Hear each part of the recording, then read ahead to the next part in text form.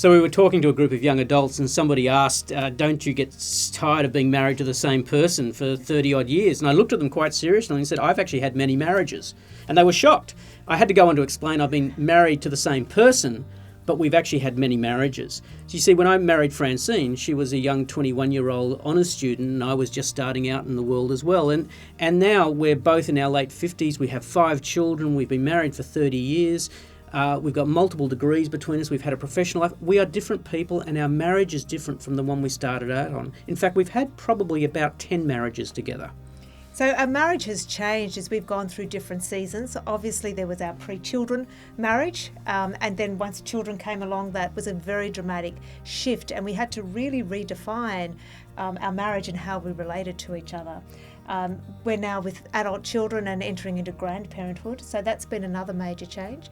But also there's been things like midlife and adjusting to new identities as we've grown as individuals has had an impact on our marriage. And those times of transition are the points at which it can feel really difficult.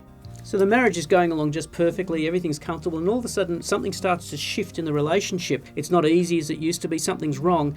Actually, it's not wrong, it's just changing. And change is always tricky. And so we need to realise at that moment we're just going into a new marriage together. We're not losing our marriage. It's just a transition. And so we sort of need to hold on to each other at that stage and get through it and redefine what this next stage of marriage life is like. And if we think about our journey together that way, then we are likely to panic less. We're likely to give up on the marriage just at the wrong moment, just when it's about to actually go through that dark little patch into a new light, to a new beautiful valley together. Too often we panic and we leave. Well, that's what's happening all around us.